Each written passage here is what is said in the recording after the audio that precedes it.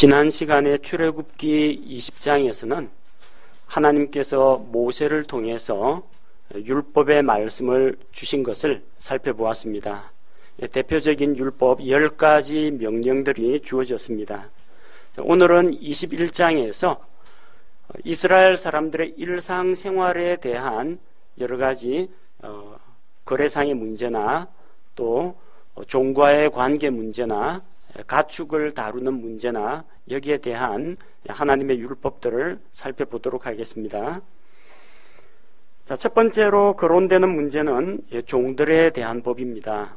하나님께서 우리의 영적인 생활에만 관심을 갖고 있는 게 아니라 우리 일상생활에도 관심을 갖고 계시고 또 가장 낮은 신분인 종의 인권과 권리에 대해서도 관심을 두고 계시다는 것을 볼 수가 있습니다. 성경에서는 이 종과 비슷한 개념으로 노예나 품꾼이 있습니다. 노예라는 말은 그야말로 메인 몸이라는 겁니다. 주인에게 전속 일평생 메인 몸을 노예라고 합니다. 그래서 노예는 자유가 없습니다.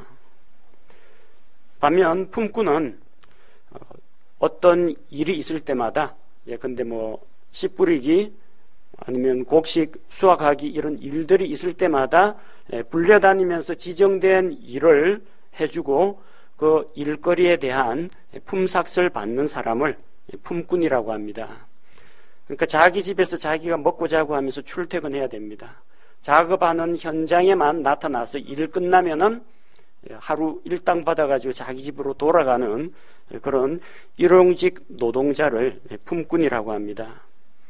그리고 종이라고 하는 것은 어떤 하나의 일감을 중심으로 고용이 되는 것이 아니라 주인과 계약을 맺고 일정한 기간 동안 정규직으로 고용된 사람을 말합니다.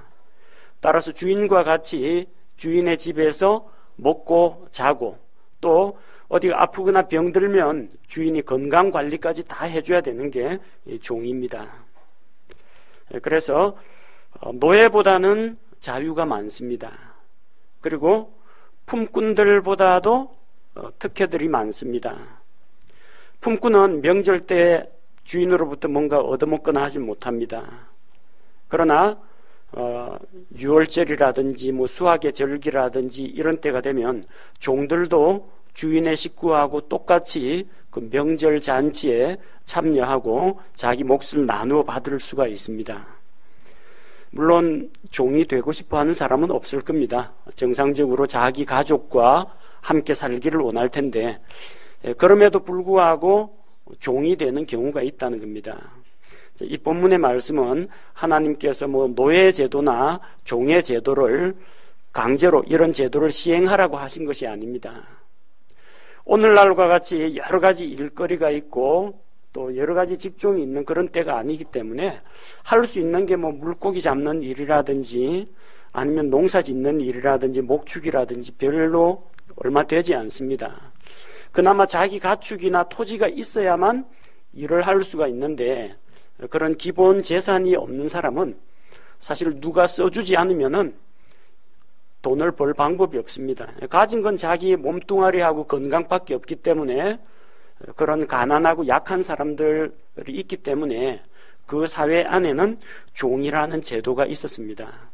그래서 하나님께서 그 당시 그 사회에 종이라는 제도를 허용을 하신 것이지 오늘날 사람들을 종으로 부린다든지 노예를 잡아다가 쓴다든지 이것을 허용한다고 생각해서는 안 됩니다. 그 당시 사회에 비추어 보고 적용을 해야 됩니다. 종이 되고 싶어 하는 사람은 아마 거의 없을 겁니다. 그럼에도 불구하고 부득이하게 종이 되는 경우가 있습니다. 레위기 25장 39절에 보면 어떤 사람이 가난하여 종으로 팔리는 경우가 있습니다. 빚을 많이 졌는데 갚을 능력이 안 될 때 자기 몸을 팔아서 거기서 나오는 돈으로 빚을 갚고 자기는 거기서 종살이를 하는 겁니다. 종이 되면 주인이 의식주 다 책임져 주기 때문에 별도로 다른 소유가 필요하지 않습니다. 실제로 구약 성경 열왕기에 보면은 엘리사 시대에 이 대언자 학교에 다니는 대언자 후보생이 있었는데 그 사람이 자기 아내와 자식을 남겨두고 먼저 죽었습니다. 근데 빚진 게 많아가지고 그 채권자가 갚을 게 없으니까 그 여인에게 남은 두 아이를 종으로 데려가겠다고 합니다. 가난하고 뭔가 빚을 갚아야 하는데 갚을 돈이 없을 때 사람의 몸을 팔아서 종살이를 하는 경우가 있다는 겁니다. 또 다음 시간에 나오겠지만 출애굽기 22장 2절과 3절에 보면 도둑질하다가 붙잡히면은 5배로, 4배로, 2배로 보상을 해줘야 됩니다. 그 배상을 해줘야 되는데 도둑질하다가 붙잡혀서 이미 물건들은 다 처분했고 갚을 능력이 없을 경우 자기가 종이 되어서 갚는 수밖에 없습니다. 그런 경우에 종이 될 수가 있다는 겁니다. 그런데 이렇게 종으로 일하는 것은 기간 제한이 있습니다. 어떤 사람을 죽을 때까지 계속 붙잡아 놓고 자유를 구속한다면은 그건 종이 아니라 노예입니다.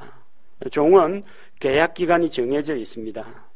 하나님께서 종으로 일할 수 있는 기간을 6년으로 제한을 했습니다. 그리고 7째 해에는 자유롭게 나갈 수 있도록 했습니다.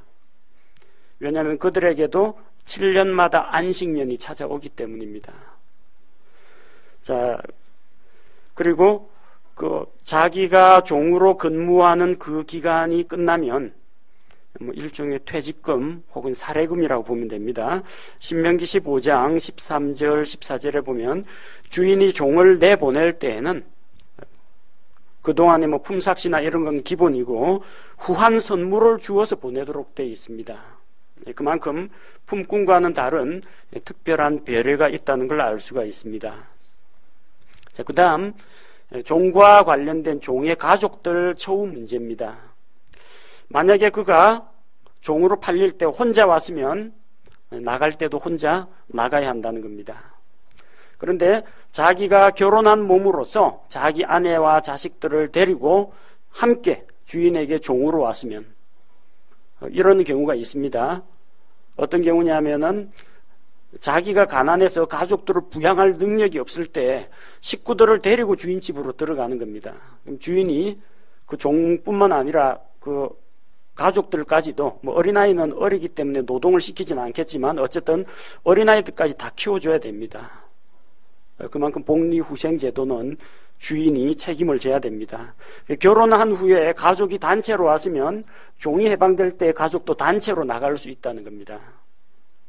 근데 만약 그가 홀몸으로 왔는데 혼자서 결혼할 정년기가 됐는데 주인이 그를 안타깝게 여겨가지고 어디서 한 여자를 얻어다가 짝을 맺어줬으면 또 그들 사이에 자녀가 태어났을 경우 종이 해방되었을 경우 나가려면 혼자 나가야 됩니다. 왜냐하면 아내를 얻어주고 결혼 비용을 대고 이렇게 책임을 진 사람이 주인이기 때문입니다. 종하고 결혼하겠다고 하는 여자는 아마 거의 없을 겁니다. 아마 여종이거나 아니면은 주인이 어떤 다른 집에 결혼 지참금을 주고 그 여자를 데려왔을 겁니다. 주인이 비용을 지불했기 때문에 그 여자는 주인의 소유이고 나갈 때는 혼자 나가야 됩니다. 근데 만약에 종이 그동안 같이 이제 부부가 되었고 또 자녀도 낳았는데 이 아내를 포기하지 않겠다, 내 자식을 포기하지 않겠다 그런 마음이 있을 때 그리고 또 주인이 너무나 마음에 들어가지고 나가라고 하지만 나는 평생 동안 주인을 섬기면서 따르겠다, 그러면 아브라함이 데리고 있던 엘리에셀이라는 그 종은 아주 나이가 많아가지고 늙었지만 끝까지 아브라함을 보살피고 아브라함을 섬겼습니다. 그처럼 내가 주인을 너무 좋아하니까 나가서 독립할 생각도 없고 다른 집에 갈 생각도 없다, 여기서 일평생 종이 되겠다, 그런 경우도 있고요. 내가 이 가족과 헤어지기를 원치 않는다, 그래서 여기서 주인의 일평생 종이 되기를 원한다, 그럴 경우에는 계약기간이 다 지나더라도 안 나가고 평생 종이 되는 길도 있습니다. 자, 그렇게 될 경우에는 그 사람을 억지로 붙잡아다가 종살이 시키는 건지 노예로 부리는 것이 아닌지 나중에 분쟁이 일어날 수가 있기 때문에 데리고 그 도시의 재판장에게로 갑니다. 재판장에게 가서 공증을 받아야 됩니다. 재판장 앞에서 서로 입장을 이야기하고 이제 맹세를 합니다. 그리고 그 종이 되고자 하는 사람의 이제 귀를 붙잡고 그 집으로 가서 그 집 문이나 문 기둥에 대고 송곳으로 귀를 뚫습니다. 상징적인 의식이죠. 그 사람을 송곳으로 뚫어가지고 이 사람은 이 집에 속한 사람이다. 그런 표시를 내는 겁니다. 그래서 보통 저기 종들 보면은 요 귀에 구멍 뚫어가지고 고리를 달죠. 종이라는 거 표시입니다. 그렇게 해가지고 장식용으로 다는 거 말고 종이라는 표시로 나는 이 집에 평생 종이 되었습니다 해서 귀를 뚫고 뚫린 자리에 그 살이 아물어지지 않도록 고리를 다는 그런 경우가 있습니다. 물론 종 아니더라도 여성들이 장신구로 귀걸이라든지 뭐 이런 장식을 달기도 합니다. 자, 그 다음에 또 특이한 경우가 있네요. 여종과의 문제입니다. 여종은 남종들처럼 자유롭게 나가진 못합니다. 이거는 여종에 대해서 신분상 더 제약이 있다 그런 이야기가 아니라 여종이 들어와 가지고 단순히 그냥 뭐 주방 일이나 하고 그 종으로서 일만 했으면은 해방되는데 아무런 문제가 없습니다. 근데 여종이다 보니까 함께 섬기다 보면 주인과 어떤 근로계약 이외에 다른 인간적인 관계가 형성될 수가 있다는 겁니다. 거기에 대한 이야기입니다. 만약 그 여종을 주인이 어떠한 이유로든 주인과 이제 결혼을 약속하는 정혼 언약을 맺었을 경우, 혹은 실제 사실혼 관계에 있을 경우 어떻게 하느냐는 겁니다. 종이라고 하기도 그렇고 또 종과는 달리 거의 아내와 같은 역할을 해왔다. 그럴 경우 어떻게 할 것이냐는 겁니다. 여종의 신분이 그렇게 격상되는 경우가 얼마든지 있습니다. 아브라함의 경우에 사라가 아이를 못 낳으니까 이집트 출신의 여종 하갈을 사라가 첩으로 얻어다 줬습니다. 그러면은 종으로 계속 부리기가 곤란하겠죠. 아브라함이 그 둘째 부인이 되는 겁니다. 그런 관계가 되었을 경우 나중에 해방시킬 때 어떻게 할 것이냐는 겁니다. 만약 여종이 주인과 정혼을 했을 경우 그녀가 더 이상 주인을 기쁘게 하지 못하면, 주인이 처음에는 마음에 들어 했는데 나중에 좀 마음이 변했다. 그럴 경우 어떻게 하느냐? 종으로 부릴 수가 없다는 겁니다. 왜냐하면 결혼하자고 해가지고 그렇게 깊은 관계까지 갔는데 배신을 해가지고 속이면은 그에 대한 대가로 그녀를 종의 신분에서 속량시켜줘야 한다는 겁니다. 절대로 그녀를 다른 민족에게 팔거나 종으로 부릴 수가 없다는 겁니다. 만약에 그 여종을 자기 아들과 짝을 지어주었다. 그러면 이젠 더 이상 종이 아닙니다. 자기 며느리죠. 딸에게 대하는 것처럼 그 여종에게 대해줘야 한다는 겁니다.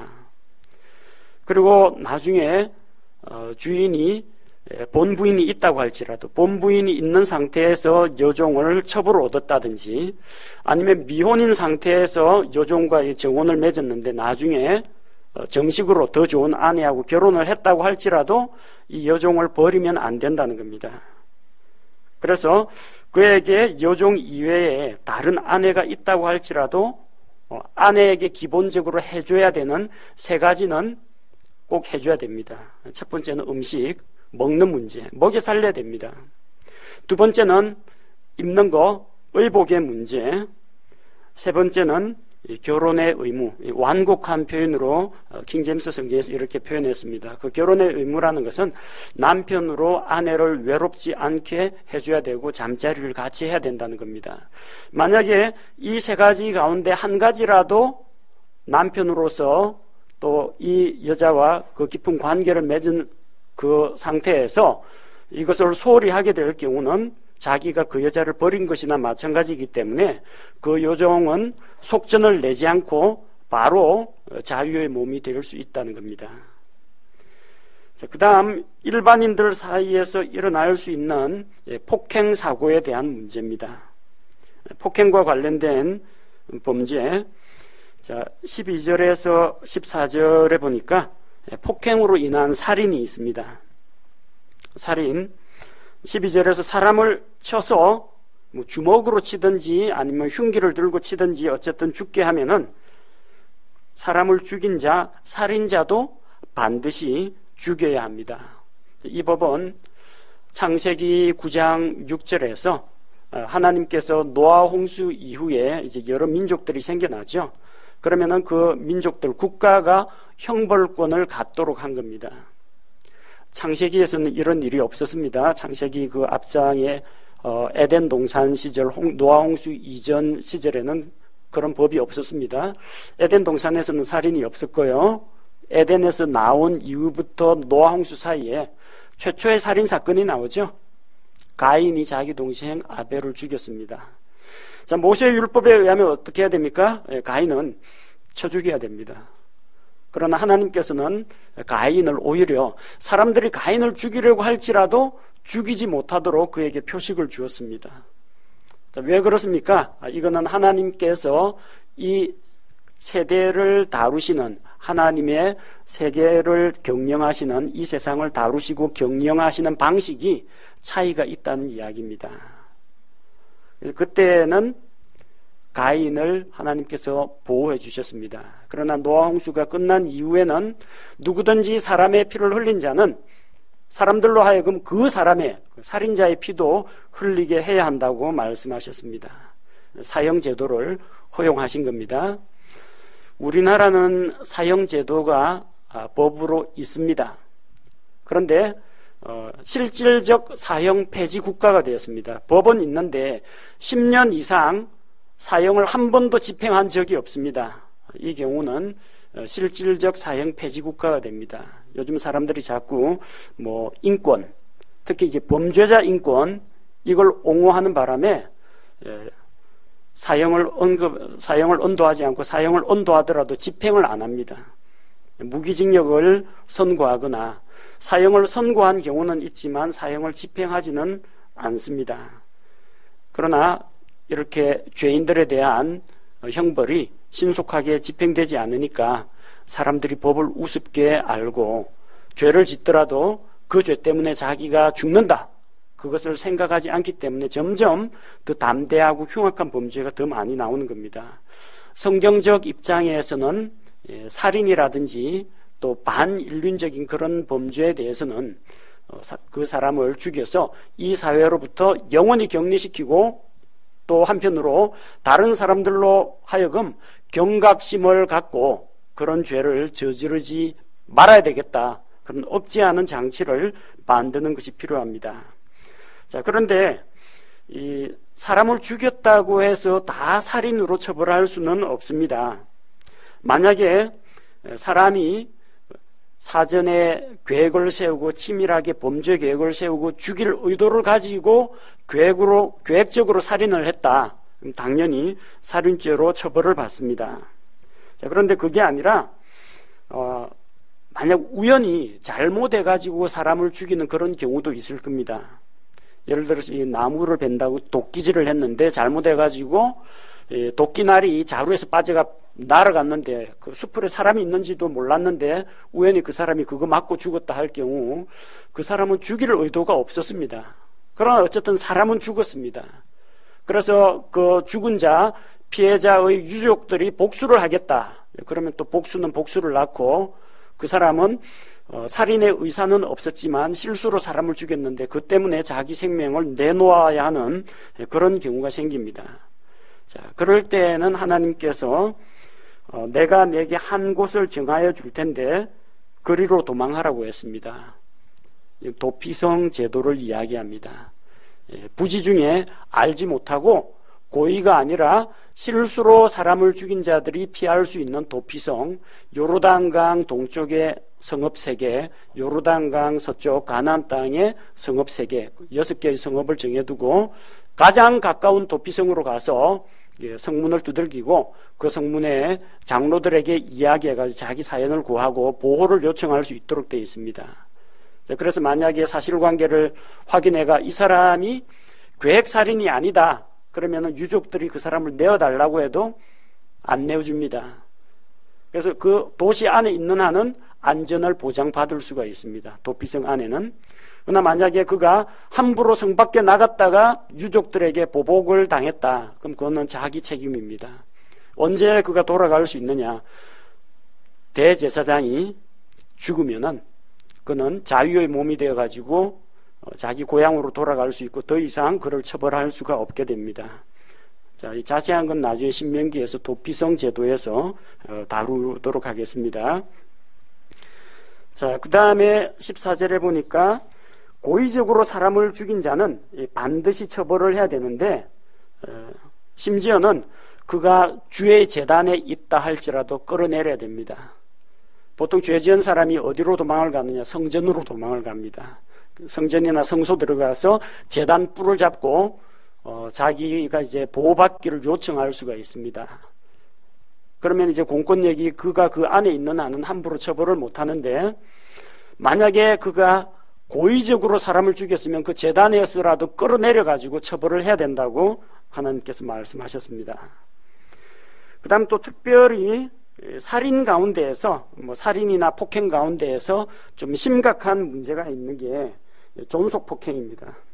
자기 직계 존속, 아버지, 할아버지, 자기를 낳아준 부모를 죽이게 되는 경우 혹은 죽이진 않다 할지라도 폭력을 행사하는 경우 15절에 나오죠.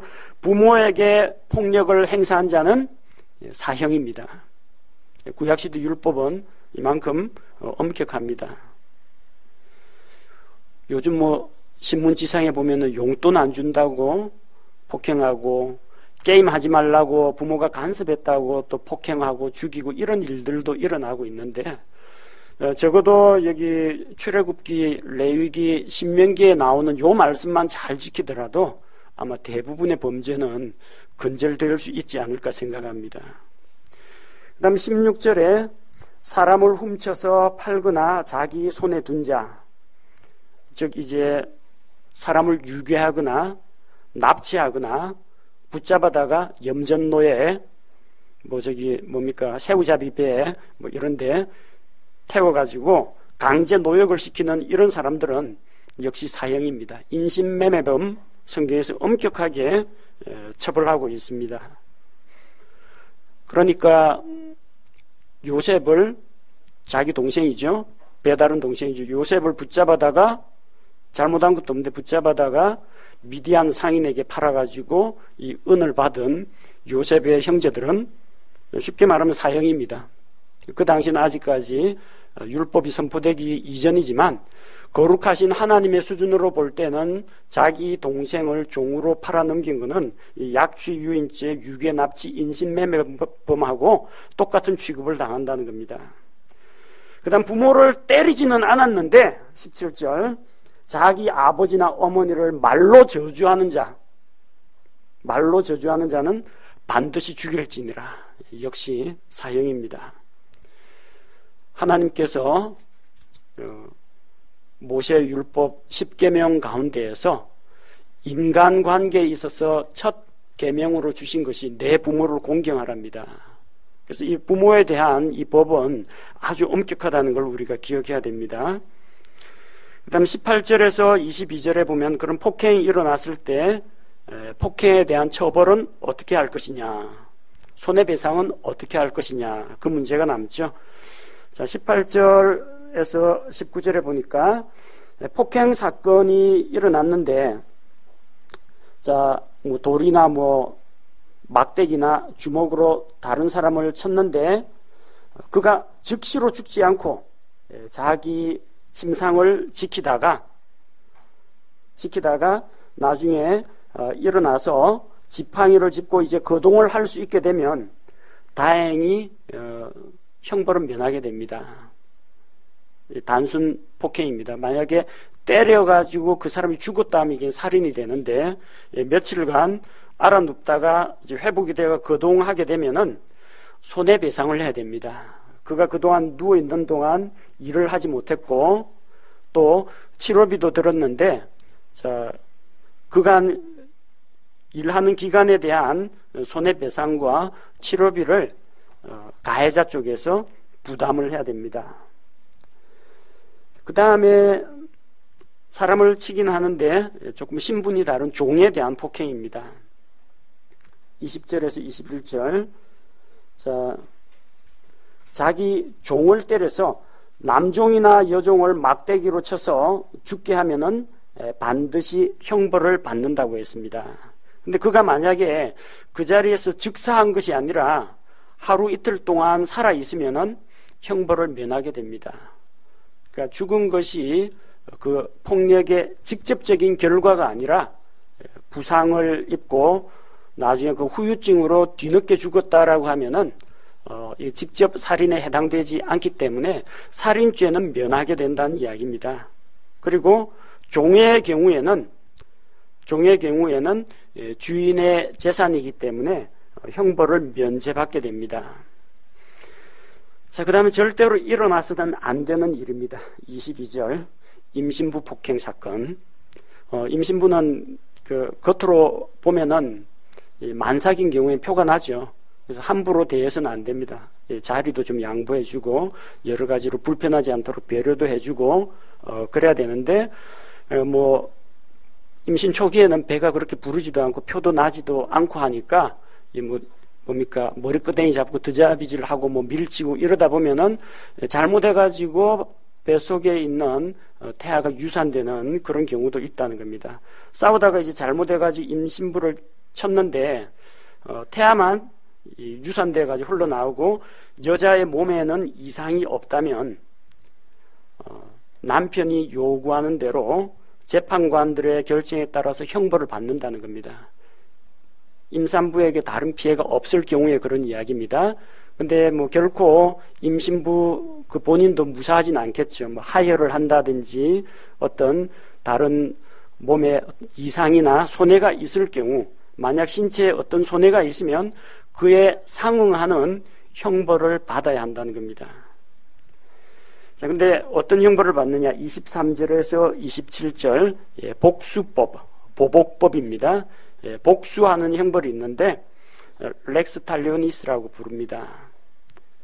함무라비 법전에도 기록되어 있습니다. 동형 형법이라고 해서 가해자가 피해자에게 입힌 것과 똑같은 종류, 똑같은 정도의 피해를 원 가해자에게 되돌려주는 방법입니다. 만약에 이제 사람의 생명을 잃게 만들었다. 가해자의 생명을 잃게 만드는 겁니다. 누가 때려가지고 그 사람의 눈을 멀게 했다. 그러면 그 가해자의 눈을 뽑아야 됩니다. 주먹으로 때려가지고 치아가 하나 부러졌다. 그럼 가해자의 치아를 하나 부러뜨려야 된다는 겁니다. 손은 손으로, 발은 발로, 화상은 화상으로, 상처는 상처로, 매는 매로 갚으라는 겁니다. 즉 피해자가 입은 거하고 똑같은 정도의 피해를, 같은 종류, 같은 수준의 피해를 가해자에게 고스란히 돌려주라는 겁니다. 그래서 이제 보복하는 의미가 있기 때문에 복수법이라고 합니다. 근데 실은 보복을 하라고 있는 게 아닙니다.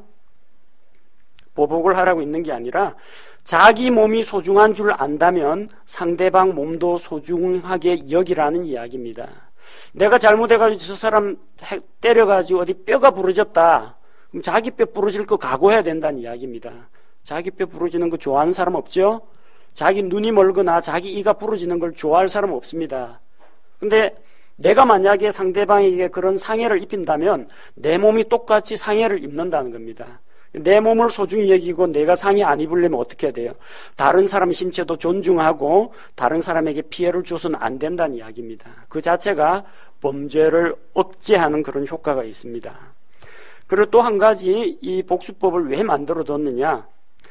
자기가 입은 피해 이상으로 보복을 할 수 없도록 최고 수준 제한선을 걸어놓은 겁니다.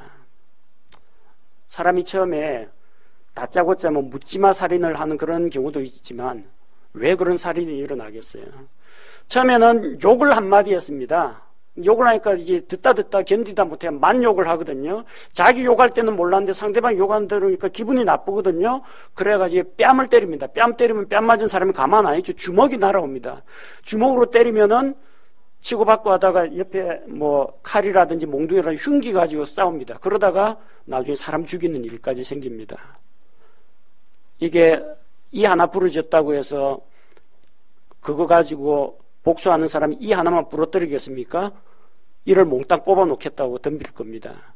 그런 식으로 무자비한 보복을 하지 못하도록 막아 놓은 겁니다. 사람의 본성이 그렇습니다. 타락한 사람의 본성은 자기가 입은 조그만한 그 피해 그것에 대해서도 상대방에게는 엄청나게 보복하려고 합니다. 자기 손에 있는 손끝에 있는 조그만 그 티눈의 고통 그거는 크게 느끼면서도 상대방 신체에 가해지는 엄청난 그 폭력 피해에 대해서는 무감각한 게 사람입니다. 그래서 창세기에 나오는 라멕이라는 그 사람이 가인의 후손이죠. 그 사람이 자기가 입은 창상을 인해 가지고 자기한테 이 상처 입은 그 소년을 죽여버립니다.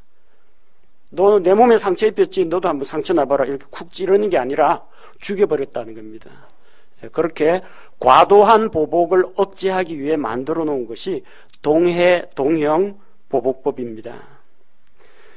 그 다음 이제 종에 대한 피해 보상은 조금 다릅니다.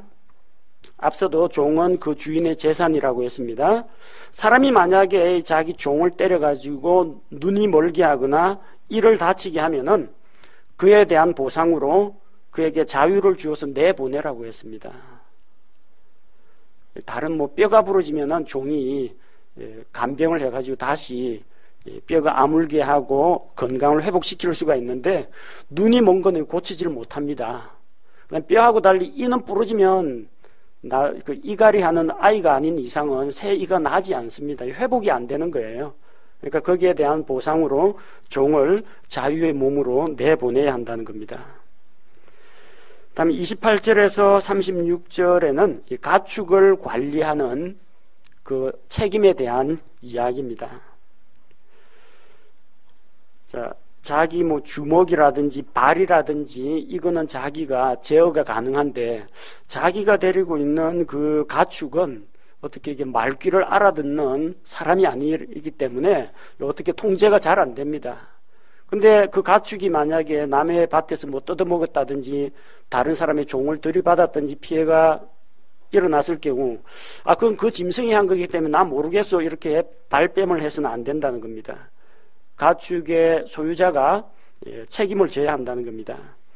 28절, 자, 소가 사람을 들이받아 가지고 죽게 만들었을 경우 살인을 한 소입니다. 그 소는 돌로 쳐서 죽이라고 했습니다. 그리고 그 소의 고기는 먹지 못합니다. 그리고 소의 주인은 뭐 소가 잘못한 거죠. 그러니까 소의 주인은 뭐 소를 직접 살인 교사를 하지 않은 이상 저 사람 들이받아 해가지고 워워 몰아가지고 죽게 한 그게 아니라면은 주인은 형벌을 면한다는 겁니다. 근데 만약에 주인의 관리 소홀 때문이라면 평소에 그 소가 사람을 들이받는 그런 버릇이 있었고 주변 사람들이 그 소 관리 좀 똑바로 하시오 그런 여러 가지 책망도 들었는데 제대로 묶어놓지 않는다든지 자기가 관리를 잘못해가지고 만약에 사람을 들이받아 죽게 했다. 그럼 소가 죽는 것은 물론이고 그 소유자인 주인도 책임을 지고 같이 죽어야 한다는 겁니다. 자, 그 다음에 가축이 사람을 들이받아 가지고 죽지는 않았는데 상해 신체에 어떤 피해를 입혔을 경우에 배상을 하는 겁니다. 30에서 31절 사람은 죽지는 않았는데 다쳤다. 그러면은 재판관이 일정에게 벌금을 부과합니다. 그러면은 그 자기 생명의 대속물로 자기가 그 벌을 받지 않고 죄값 대신에 그러니까 벌금형으로 대신하게 된다는 겁니다. 대속물을 내고 자기 신체에 대한 형벌은 면제받을 수가 있습니다. 32절에 만약 그 소가 남종이나 여종을 받았으면은, 그러면은 은 30세겔을 종의 주인에게 배상을 하고 소는 돌로 쳐서 죽입니다. 은 30세겔이라고 나오죠. 종의 몸값입니다. 예수님이 은 30개에 팔린 것도 사람의 몸값을 계산해서 제사장들이 가룟 유다에게 달아준 겁니다.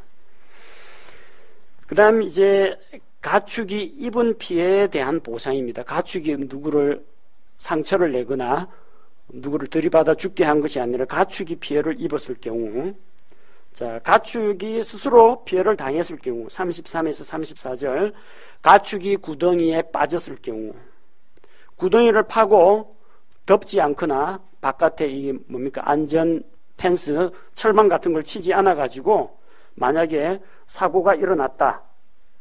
그럴 경우 구덩이 판 사람이 책임을 져야 됩니다. 그리고 만약 그 구덩이에 빠진 짐승이 죽어버렸다. 그러면은 짐승의 값을 그 소유주에게 물어줘야 됩니다. 그 돈으로 다른 가축을 살 수 있도록 하고, 죽은 짐승은 자기가 가집니다. 그걸 가지고 가죽을 벗겨든지 아니면 고기를 자기가 먹든지 간에 죽은 것은 자기 몫이 됩니다.